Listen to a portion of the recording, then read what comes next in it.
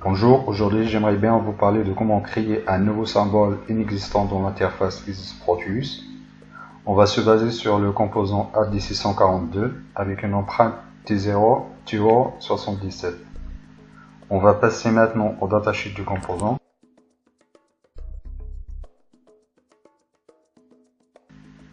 Voilà, donc c'est un double amplificateur opérationnel à base des transistors de Pfet. Donc il est fait par l'Analog Device. Donc on le voit ici, donc on voit deux amplificateurs opérationnels identiques. Donc il y a l'amplificateur 1 avec des entrées 2 et 3 avec une sortie 1. L'amplificateur 2, donc il est branché entre le 5 et 6 avec une sortie 7. L'alimentation V+ dans la pin 8 et V- dans la pin 4.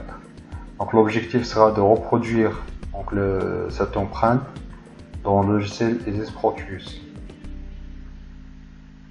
Maintenant on va passer au logiciel Isis. Donc on ouvre Isis. Donc on va aller chercher le composant AD642. Donc en effet, donc le composant présenté dans l'interface Isis, donc il tient en considération uniquement, donc on le voit ici, il tient en considération uniquement le premier composant. Donc, en effet, là, le composant AD640, donc il y a double amplificateur. Donc ici il y a juste le premier amplificateur, donc avec les entrées 3 et 2.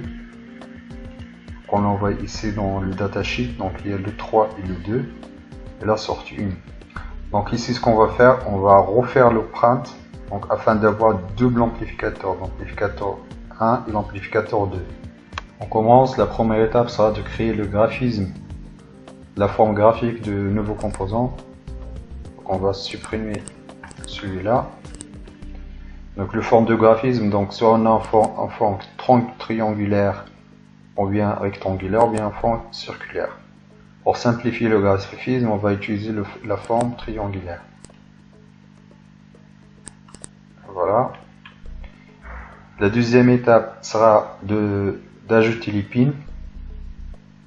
Donc les pins, on va utiliser le mode Device Pins Default. On va utiliser 4 pins à l'entrée. 1, 2, 3, 4. 4 pins à la sortie. 1, 2, 3 et 4. Donc il faut bien s'assurer que la pointe sera à l'extérieur.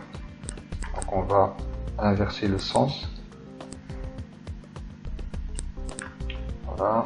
1, 2, 3 et 4. 1, 2, 3 et 4. Après on va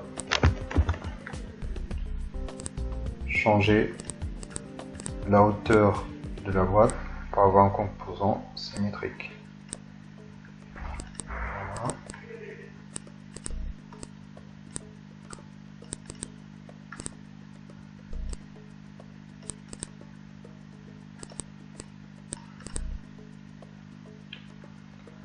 La troisième étape sera la configuration de chaque pin. Double-clic. Le premier pin, ça va être la sortie 1, donc output 1. Le numéro du pin, donc le numéro 1, c'est une sortie. Donc pour savoir la numérotation et le nom du pin, donc il faut se référencer au datasheet. Donc le datasheet, donc le premier pin, le numéro 1, ça va être une sortie. Donc le numéro 2, ça va être l'entrée moins, le numéro 3, etc. Donc on revient. Donc le premier pin, c'est output 1. Il faut bien préciser la sortie. Donc clique sur OK. On refait la même chose pour les autres pins.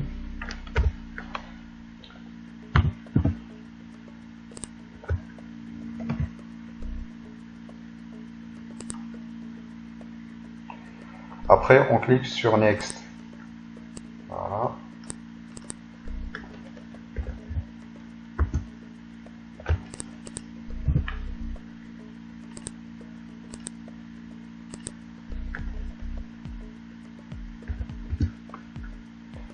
Le quatrième pin, c'est un pin d'alimentation.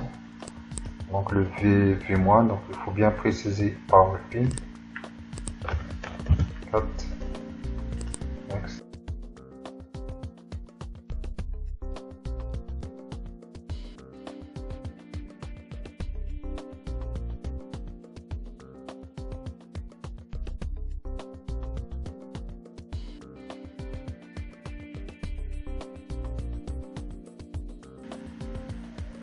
La quatrième étape, il faut bien définir le centre du composant. Donc le centre, c'est pour simplifier l'opération de rotation. Par exemple, lorsqu'on va utiliser le composant, lorsqu'on va faire la rotation, il va être tourné autour du centre. Donc il faut bien préciser le centre du composant. Voilà. La cinquième étape, on va sélectionner le composant. On clique gauche, après on clique sur Make Device. Ici, on va définir le nom du composant.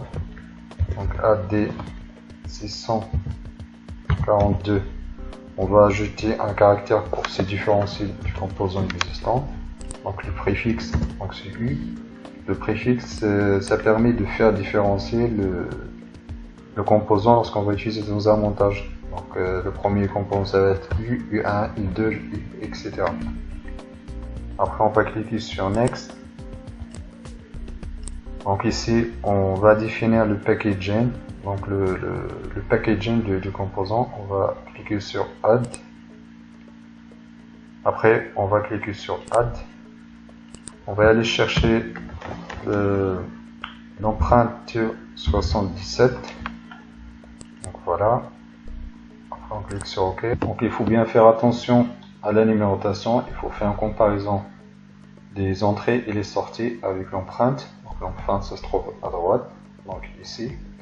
Et comparer l'empreinte avec le datasheet. Donc il ne faut pas se tromper du empreinte, sinon vous aurez du problème au niveau de conception de PCB. Une fois que tout est bon, donc on clique sur Assign Package. Après on clique sur Next. Next. Donc ici, on définit le type, la catégorie du composant. Donc c'est un composant analogique. Donc c'est un amplificateur. Le concepteur c'est Analog Devices. Après la librairie, donc il faut l'affecter à une librairie. Donc on va l'affecter à une librairie OHlib. Après, on clique sur OK. Donc voilà, donc notre symbole a été bien créé. Donc maintenant, ce qu'on va faire, donc on peut supprimer celui-là et aller chercher notre composant. Donc AD642K. AD642. Donc notre composant, il est là. Donc voilà, donc double clic. OK. Voilà, donc on peut ajouter notre composant. Voilà. U1, U2, U3, U4. J'ai une autre remarque. Donc en fait, on a oublié de préciser, d'ajouter une description du composant. Donc lorsqu'on va chercher le composant AD642X, donc en fait ils affichent aucune description. Ce qu'on va faire, donc on va ajouter la description du composant. Donc il suffit, donc on va supprimer, donc on va aller vers Make Device, on va vers suivant, on va cliquer sur suivant, Next, Next, Next. Donc la description, on ajoute la description ici. Donc on va recopier la description du datasheet.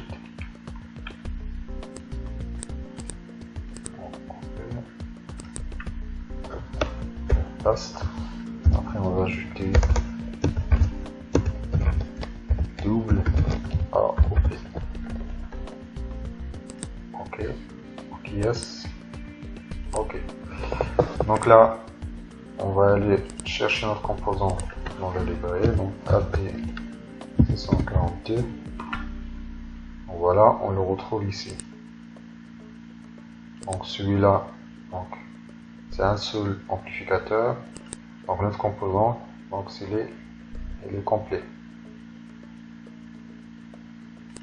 Voilà, après vous pouvez modifier votre symbole autant que vous voulez, c'est-à-dire quand vous voulez modifier votre symbole, il suffit d'y aller vers Make Device. Après, réitérer toutes les opérations, vous pouvez changer le nom, etc. Il faut bien noter que notre composant, c'est juste un symbole qu'on peut utiliser dans le logiciel Ares pour la conception du PCB.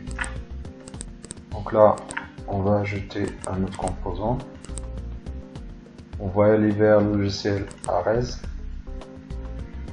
Voilà.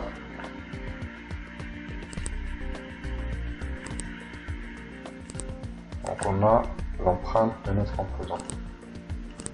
U1, U2. On verra dans la prochaine vidéo comment créer le modèle de simulation du composant U1. Par exemple ici, si on va aller chercher notre composant AD642, donc c'est bien marqué Non Simulator Model, c'est-à-dire le modèle, le circuit qu'on a créé. Donc on ne dispose pas de module de simulation, c'est-à-dire on ne peut pas simuler le composant. Donc on verra dans la suite comment créer un modèle de simulation afin d'avoir un composant complet avec le modèle de simulation et avec l'empreinte de conception du PCB. Merci de votre attention.